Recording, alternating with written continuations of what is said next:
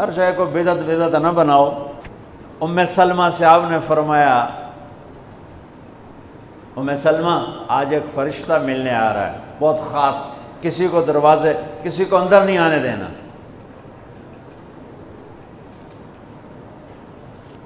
حضرت ام سلمہ پیرے پہ کھڑی ہو گئی۔ تھوڑی دیر میں حسین آ گئے، چھوٹے بچے معصوم ابھی، اندر جانے لگے، انہوں نے روک دیا، وہ رونے لگے، وہ روئے تو انہوں نے چھوڑ دیا۔ تھوڑی دیر کے بعد اندر سے میرے نبی کے زور زور سے رونے کی آواز آئی، زور زور سے رونے کی آواز آئی۔ ام سلمہ رہ نہ سکی، بھاگ کے اندر گئیں تو آپ نے کیا دیکھا؟ آپ نے حسین کو یوں سینے سے چمٹایا ہوا اور ایسے ہل ہل کے رو رہے تھے، ایسے بلک بلک سسک سسک کے رو رہے تھے، اور آپ کے آنسو آپ کے رخسار اور داڑھی پر اتر کر رہے تھے، اور آپ نے یوں بھینچا ہوا ایسے دبایا ہوا تھا۔ تو حضرت ام سلمہ نے کہا میرے ماں باپ قربان یا رسول اللہ، کیا ہوا؟ آپ ایسے تڑپ کے کیوں رو رہے ہیں؟ تو آپ نے روتی آواز میں کہا، بہتے آنسوؤں کے ساتھ، کپ کپاتے بدن کے ساتھ، کہ ام سلمہ یہ فرشتہ جو مجھے ملنے آیا تھا یہ میرے بچے کو دیکھ کر کہہ رہا ہے کہ آپ کی امت اس بچے کو قتل کر دے گی، اور جہاں اس کا خون گرے گا وہ مٹی مجھے دکھائی ہے اس نے، کہ میں اس لیے اس پہ رو رہا ہوں۔ ابھی تو وہ شہید نہیں ہوئے اور رویا جا رہا ہے، تو ہم تو ان کی شہادت پہ روتے ہیں بھائی، ہم تو ان کی شہادت پہ روتے ہیں، اور یہ قیامت تک روتے رہے گی دنیا۔ قیامت یہ اللہ کا نظام ہے، اس نے کربلا کے واقعے کو یوں کر دیا جیسے ہر سال آج ہی ہوا ہے، آج ہی حسین شہید ہو رہے ہیں، آج ہی عبداللہ کا سر کٹ رہا ہے، آج ہی زینب کی چادر کو پھاڑا جا رہا ہے، آج ہی لاشوں کو گھسیٹا جا رہا ہے۔ وہ میں حیران ہوتا ہوں، ٹیپو سلطان سرنگا پٹم میں شہید ہوئے، دشمن کون انگریز کون کافر، تو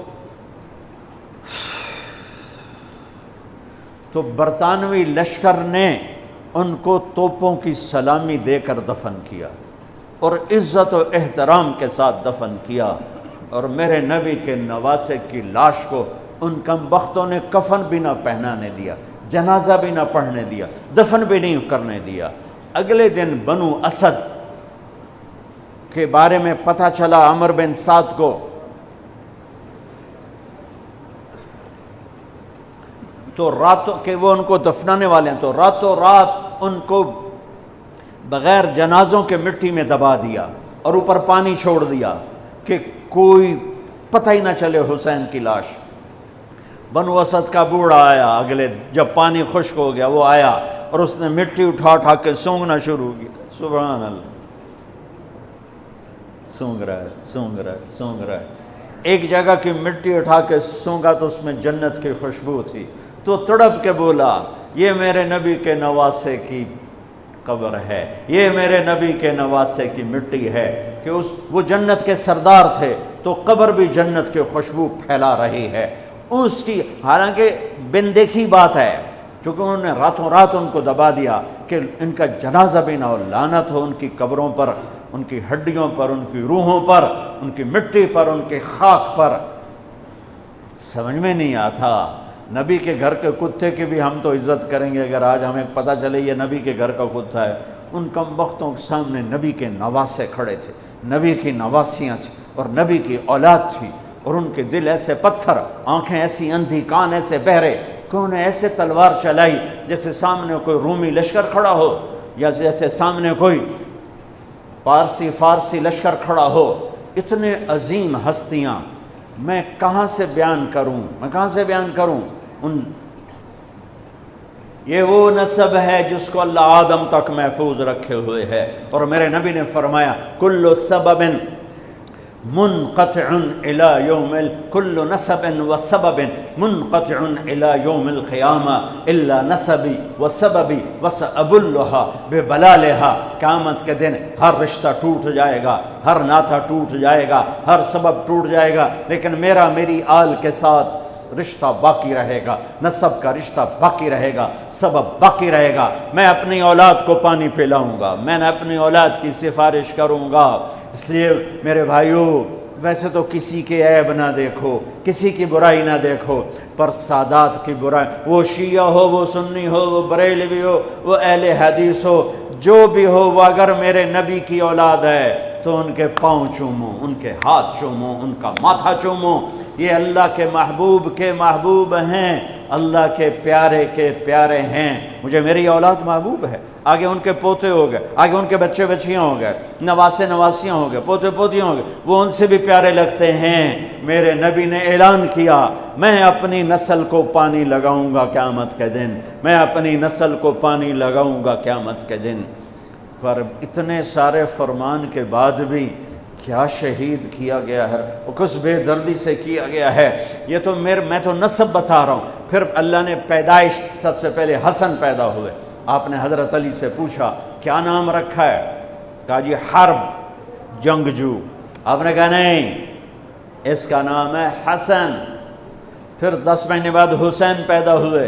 آپ نے فرمایا کیا نام رکھا ہے؟ کہا جی حرب۔ کہا نہیں، حسین۔ پھر آپ نے فرمایا یہ 2 نام میرے اللہ نے آج تک کسی کے نہیں رکھے، سے پہلی دفعہ میرے بچوں کے نام رکھے جا رہے ہیں، حسن اور حسین۔ پھر آپ نے ان کو گڑتی دی، اپنا لعاب، اپنا حسن کو بھی حسین کو، دونوں کو اپنا لعاب نکالا اور حسین کے منہ میں ڈالا۔ اور ایک ہفتے بعد دونوں کے ساتھ یہ کیا، ہفتے کے بعد بال منڈائے، عقیقہ 2 چھترے ذبح کیے، حسن کے لیے بھی 2 چھترے ذبح کیے، حسین کے لیے بھی عقیقہ فرمایا، گود کھلایا، حسن کو اٹھایا، انہوں نے پیشاب کر دیا، اب ہلے نہیں۔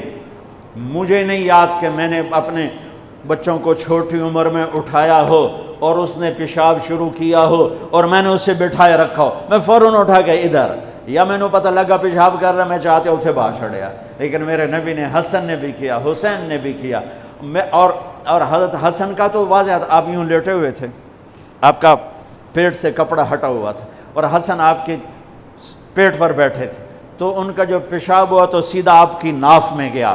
اور نبی پاک ذات، پیشاب ناپاک، وہ تو ہر چیز، ہر ناپاک سے دور ہوتے ہیں، لیکن جب حسن نے پیشاب شروع کیا، میرے نبی ایسے ہو گئے، ایسے بالکل ایسے ہلے نہیں کہ بچہ کہیں پیشاب نہ روک دے۔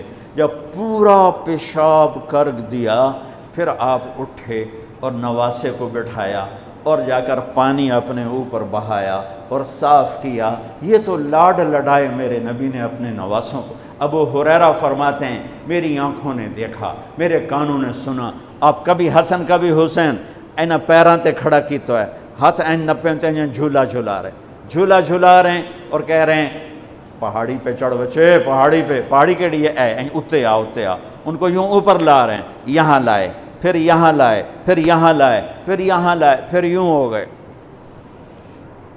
اور ان کے ہاتھ پکڑ کے یہاں تک پہنچایا، یہاں، اور پھر آگے بڑھ کے بوسہ لے کر کہا اے اللہ میں ان سے پیار کرتا ہوں، تو بھی ان سے پیار فرما۔